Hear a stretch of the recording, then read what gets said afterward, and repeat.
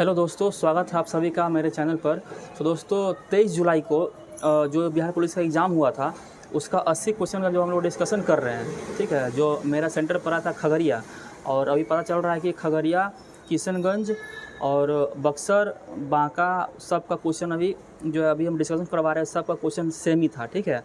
तो 80 क्वेश्चन का डिस्कशन अभी हम लोग करवा रहे हैं और इसका पार्ट 1 वीडियो ऑलरेडी जो है चैनल पर अपलोड कर दिए हुए हैं, आप लोग जाके इसको देख सकते हैं। और ये है इसका पार्ट 2 वीडियो और ये है लास्ट वीडियो है, ठीक है। तो वीडियो अगर अच्छा लगेगा तो चैनल को सब्सक्राइब करके वीडियो को लाइक कीजिएगा, ठीक है। और इसमें हम क्वेश्चन के साथ साथ इम्पॉर्टेंट क्वेश्चन भी इसमें हम ऐड कर दिए हुए हैं क्वेश्चन से रिलेटेड, ताकि आप हो सके कि शायद आपके एग्ज़ाम में पूछ दे, ठीक है ना। तो ये वीडियो आपके लिए बहुत ही ज़्यादा इम्पोर्टेंट हो सकता है। वीडियो को शुरू से लेकर लास्ट तक देखिएगा अगर आपका एग्ज़ाम नहीं हुआ है तो, ठीक है। चलिए वीडियो को शुरू करते हैं।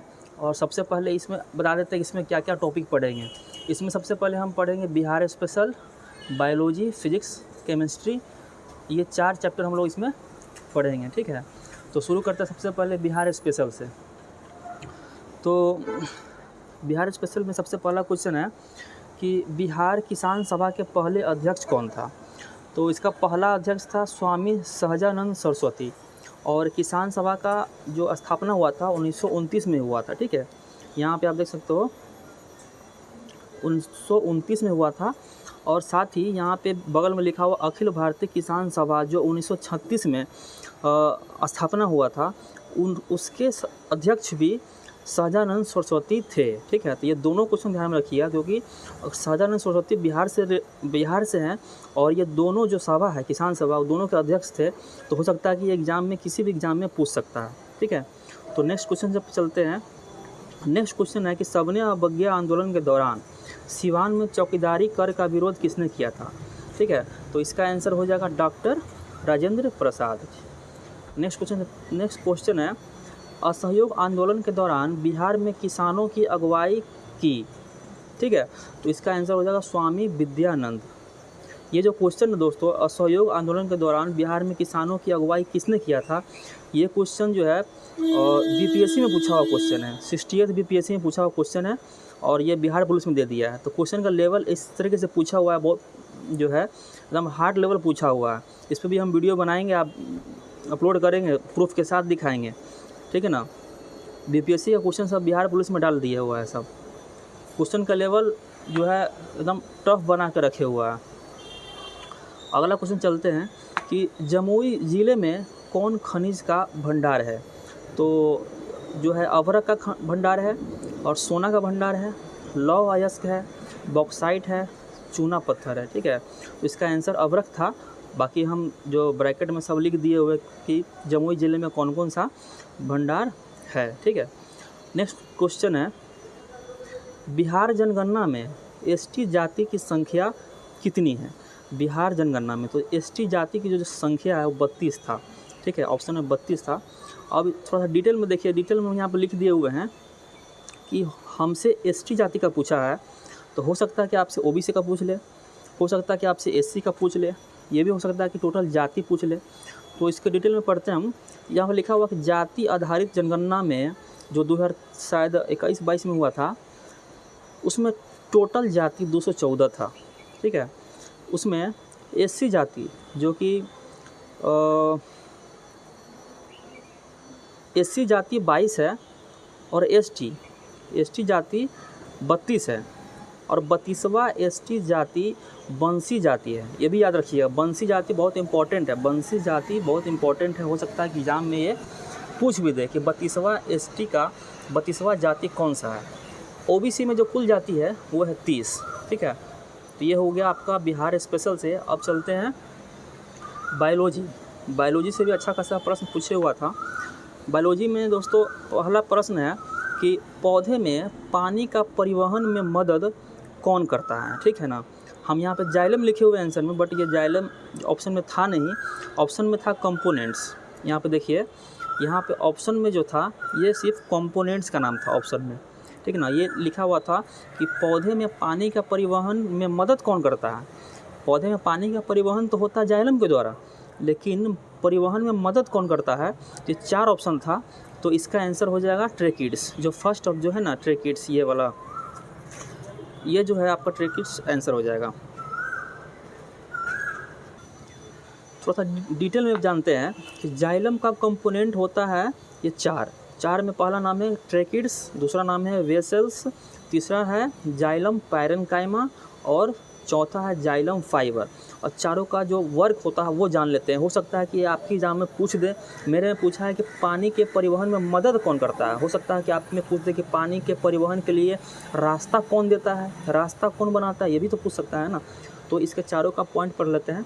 तो ये है पहला ट्रेकिड्स का काम हो रहता है कि पानी के परिवहन में मदद, ठीक है, परिवहन में मदद करेगा, प्लस जो पेड़ होगा ना उसको सहारा देगा। यहाँ पे लिखा हुआ है पेड़ में सहारा देगा, पेड़ को सहारा देगा, परिवहन में मदद करेगा, प्लस पेड़ को सहारा देगा ट्रेकिड्स।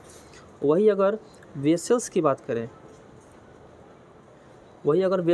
करें तो ये करेगा पानी के परिवहन के लिए मार्ग देगा, रास्ता देगा, ठीक ना, पानी के परिवहन में रास्ता देगा वेसल्स, ठीक है। और वही जाइलम पैरेन्काइमा जो है पानी प्लस पोषक तत्वों को संग्रह करेगा।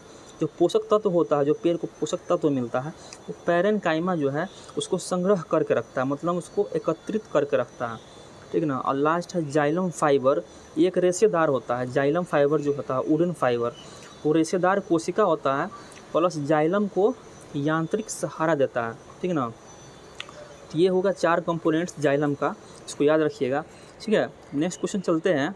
नेक्स्ट प्रश्न है, यदि हरे गोल मटर और पीले झुर्रीदार मटर के बीच संकरण करते हैं तो क्या होगा, ठीक है ना। ये F1PD में, तो इसका आंसर होगा F1PD में सभी मटर गोल और पीले कलर का मटर जो है बनेगा, सभी गोल और पीला कलर बनेगा, ठीक ना। और बायोलॉजी का सबसे लास्ट क्वेश्चन जो है इसमें पूछा हुआ था कि लिगामेंट्स किसको जोड़ता है। लिगामेंट्स किसको जोड़ता है, तो बोन टू बोन, मतलब बोन को बोन से लिगामेंट जो है जोड़ता है। और कार्टिलेज किसको जोड़ता है, कार्टिलेज इसमें लिखा हुआ नहीं, बता देते हैं। कार्टिलेज जो होता है मसल्स और बोन को जोड़ता है। हो सकता है कि आप में पूछ सकता है। चलिए नेक्स्ट क्वेश्चन चलते हैं, केमिस्ट्री। अब केमिस्ट्री आ गया है। केमिस्ट्री का सबसे पहला क्वेश्चन है मिलान करें। सबसे पहला इसमें मिलान करे आया था विरंजक चूर्ण, ठीक है ना। जैसे में ब्लीचिंग पाउडर है, इसका फार्मूला दिया हुआ था, जैसे विरंजक चूर्ण हो गया, प्लास्टर ऑफ पेरिस हो गया, धावन सोडा हो गया, खाने का सोडा यानी बेकिंग सोडा हो गया, इस सब का फार्मूला दिया हुआ था, उसको मिलान करना था, ठीक है। तो ब्लीचिंग चूर्ण जो ब्लीचिंग पाउडर होता है उसका फार्मूला होता है CaOCl2। प्लास्टर ऑफ पेरिस का फार्मूला होता है CaSO4 ½ H2O। धावन सोडा वॉशिंग सोडा का फार्मूला होता है Na2CO3 10 H2O। खाने का सोडा यानी खाने का सोडा जो बेकिंग सोडा होता है उसको हम लोग मीठा सोडा भी कहते हैं, ठीक ना, उसको हम बोलते हैं NaHCO3, ठीक है। बेकिंग सोडा जो हम लोग खाते हैं ना, जैसे अगर जलेबी वगैरह बनता है ना उसमें बेकिंग सोडा डाल के उसको फ्लॉफी बनाया जाता है, या फिर ब्रेड वगैरह बनता है तो उसमें भी डाला जाता है। तो बेकिंग सोडा का जो फार्मूला होता है NaHCO3 होता है। देखिए धावन सोडा या फिर वॉशिंग सोडा को याद करने का जो हम ट्रिक बताते हैं, तो वॉशिंग सोडा है यानी धोने वाला सोडा है, यानी कपड़ा उपड़ा धोने के लिए। तो जब कपड़ा उपड़ा धोते हैं तो पानी सबसे ज़्यादा लगता है, इसका फार्मूला में क्या है Na2CO3 10 H2O, मतलब 10 H2O दिया हुआ है। और प्लास्टर ऑफ पेरिस में फार्मूला देखिए तो इसमें दिया हुआ है ½ H2O, इसमें दिया हुआ ½ H2O प्लास्टर ऑफ पेरिस में, और वॉशिंग सोडा में दिया हुआ 10 H2O, यानी कि जो वाटर है वॉशिंग सोडा में ज़्यादा लग रहा है, यानी 10 बाल्टी वाटर। एक तरीके से ये ट्रिक जो है आप रख सकते हैं कि वॉशिंग सोडा है, कपड़ा धोना है तो ज़्यादा पानी लगेगा, तो 10 बाल्टी यानी 10 वाटर लगेगा। तो इस तरीके से आप इसको जो है याद कर सकते हैं। आइए चलते हैं। एक क्वेश्चन था कि KNO3 का रासायनिक नाम क्या है, ठीक है। तो इसका आंसर हो जाएगा पोटासियम नाइट्रेट। नेक्स्ट क्वेश्चन देखते हैं। तो इसमें लिखा हुआ है, नेक्स्ट क्वेश्चन है मिट्टी में पोटास की मात्रा बढ़ाने के लिए कौन सा उर्वरक हम लोग प्रयोग करते हैं। तो उसका जो आंसर हो जाएगा KCl और K2SO4। KCl का फुल फॉर्म होता है पोटासियम क्लोराइड, और K2SO4 का होता है पोटासियम सल्फेट, ठीक है। ये केमिस्ट्री का हो गया। और अब हम चलते हैं फिजिक्स में। तो फिजिक्स में पहला क्वेश्चन ये था कि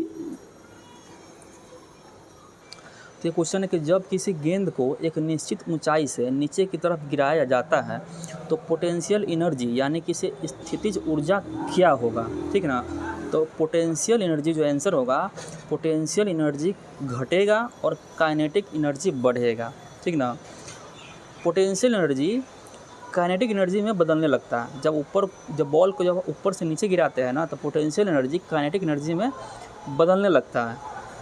और इसके बारे में अगर डिटेल से जानना है तो बगल में यहाँ पे हम फिगर बनाए हुए हैं, इसको आप देखिए, यहाँ पे सारा कुछ डाउट क्लियर हो जाएगा। बॉल को ऊपर से नीचे फेंकेंगे तो क्या होगा, बॉल को नीचे से ऊपर फेंकेंगे तो क्या होगा, ठीक ना। सारा कुछ इसमें हम बता दिए हुए हैं। देखिए यहाँ पे लिखा हुआ अर्थ, यहाँ पे लिखा हुआ अर्थ से जब इस बॉल को, यहाँ पे जो रेड कलर का बॉल है ये वाला, इस बॉल को ऊपर की तरफ फेंकेंगे ना, तो बॉल जब अर्थ पे होगा तो वहाँ पे काइनेटिक एनर्जी मैक्सिमम होता है, ठीक ना। काइनेटिक एनर्जी जब हम लोग बॉल को फेंकते समय जब फेंकते हैं ना, पूरा स्पीड के साथ फेंकते हैं तो यहाँ पे काइनेटिक एनर्जी मैक्सिमम होता है। और जब फेंकते हैं ऊपर में, और जब ऊपर में जाता है किसी पॉइंट पे, जब बॉल वहाँ रुकता है हवा में, ठीक ना, जब हवा में रुकता है और वो जब नीचे आने के लिए जैसे वो मुड़ता है ना ऊपर में हवा से, तो वहाँ पे पोटेंशियल एनर्जी जो होता है ना, पोटेंशियल एनर्जी मैक्सिमम होता है। यानी काइनेटिक एनर्जी अर्थ के पास मैक्सिमम होता है और पोटेंशियल एनर्जी हवा में एक पॉइंट पे जब वो नीचे की तरफ आना चाहता हो उस समय पोटेंशियल एनर्जी मैक्सिमम होता है। और वहाँ पे वेलोसिटी का वैल्यू भी ज़ीरो होता है। कहाँ पे, ये देखो जीरो वैल्यू है ना यहाँ पे ऊपर में, जब ऊपर की तरफ बॉल फेंकते हैं, जब वो नीचे आना शुरू करता है, नीचे आने के लिए जस्ट उसी समय v का वैल्यू 0 और पोटेंशियल एनर्जी मैक्सिमम होता है, ठीक ना। जब बॉल को हम लोग नीचे से ऊपर फेंकते हैं ना, तो काइनेटिक एनर्जी कमता है, काइनेटिक एनर्जी कमता है और पोटेंशियल एनर्जी बढ़ता है, ठीक ना। क्योंकि ऊपर में पोटेंशियल एनर्जी मैक्सिमम है, तो ऊपर में पोटेंशियल एनर्जी बढ़ेगा और काइनेटिक एनर्जी घटेगा। और वही जब बॉल को ऊपर से नीचे फेंकेंगे ना, जब बॉल ऊपर से नीचे की तरफ आएगा तो पोटेंशियल एनर्जी कमेगा और काइनेटिक एनर्जी बढ़ेगा। यहाँ पर हम लिखे हुए हैं, देख लीजिए ठीक है। तो ये भी आपको डाउट क्लियर हो गया होगा। नेक्स्ट क्वेश्चन चलते हैं। नेक्स्ट क्वेश्चन है, एक छोटा पत्थर और एक बड़ा पत्थर एयर रेसिस्टेंस यानी किसी एयर के अनुपस्थिति में समान ऊंचाई से गिराते हैं तो क्या होगा। तो इसका आंसर होगा दोनों पत्थर एक ही समय में ज़मीन पर पहुंचेगा, ठीक है। ये तो आसान क्वेश्चन था। नेक्स्ट क्वेश्चन है, यदि बल नियत है, नेक्स्ट क्वेश्चन है, यदि बल नियत है तो त्वरण किसके व्युत्क्रमानुपाती होगा। तो इसका आंसर हो जाएगा द्रव्यमान की, यानी मास के जो है इन्वर्सली प्रोपोर्शनल हो जाएगा। और फोर्स इक्वल टू ma है, और इसका फॉर्मूला निकालते हैं, फोर्स इक्वल टू ma है तो एक्सेलरेशन इक्वल टू F/m हो जाएगा। और यहाँ पे फोर्स कांस्टेंट है तो एक्सेलरेशन डायरेक्टली प्रोपोर्शनल किससे हो जाएगा, मास के हो जाएगा, ठीक है। क्या हो जाएगा, यहाँ पे मास का हो जाएगा। नेक्स्ट क्वेश्चन चलते हैं कि नेक्स्ट क्वेश्चन है कि सभागार में आवाज़ सुनने में दिक्कत होता है। सभागार जब कोई ऑडिटोरियम में जब कोई बोलता है तो उसमें आवाज़ सुनने में दिक्कत होता है, क्योंकि उसमें आवाज़ गूंजता है। या फिर आप मूवी में देख लो, जब आप हॉल में जाते हो तो वहाँ भी आवाज़ गूंजता है, थोड़ा बहुत वहाँ भी सुनने में दिक्कत होता है। तो उसका कथन ये है कि प्रतिध्वनि जो उस हॉल में होता है ना, इको होता है। तो उसके कारण दिया हुआ है, यहाँ पे कारण दिया हुआ है कि प्रतिध्वनि किसके कारण होता है, ध्वनि के रिफ्लेक्शन के कारण होता है, प्रतिध्वनि परावर्तन के कारण होता है। तो इसका कथन भी सही है और कारण भी सही है, ठीक ना। तो इसका आंसर क्या हो जाएगा, दोनों सही है और कारण कथन का सही व्याख्या करता है, ठीक है ना। तो ये दोनों आंसर हो जाएगा। तो ये रहा मेरा फिजिक्स का। अगला है, देखिए यहाँ पे हिंदी में, ये लास्ट ही है हिंदी। और हिंदी में दोस्तों क्वेश्चन जो है हम लिखे नहीं है, लेकिन हिंदी में आप क्या क्या पढ़ के जाइएगा सो बता देते हैं, ठीक ना। हिंदी में आप सबसे पहले पढ़िएगा संधि, बहुत इंपॉर्टेंट है, पढ़िए लीजिएगा। संधि पढ़िएगा, विशेषण, काल और काव्य और लेखक, ठीक है ना, काव्य और उसके लेखक पढ़ लीजिएगा। अगर आपको नहीं समझ में आता है काव्य और लेखक तो वीडियो जाकर देखिए यूट्यूब पे जीके जीएस मस्ती जो है सर जो है जगदेव सर पढ़ाए हुए हैं, जो अभी 2 दिन पहले लाइव आए थे पढ़ाए हुए थे, वहाँ से आप टॉपिक क्लियर कर लीजिए। 9th 10th का पूरा अच्छे से बताए हुए हैं, ठीक ना। वहाँ से आप उनका और भी वीडियो देख सकते हैं, ठीक ना। रिवीजन करने के लिए जो है जगदेव सर एकदम बेस्ट टीचर है, ठीक ना। तो आप उनका वीडियो आप जाके देख सकते हैं। बाकी हिंदी में क्वेश्चन आया था वाक्य सही करने से आया था, फिर संयुक्त वाक्य को सरल करने से आया था, ठीक ना। तो ये रहा वीडियो, और वीडियो कैसा रहा आप बताइएगा।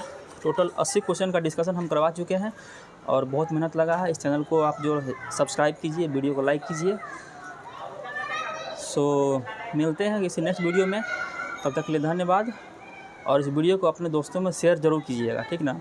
और वीडियो कैसा रहा आप कमेंट करके ज़रूर बताइए। धन्यवाद।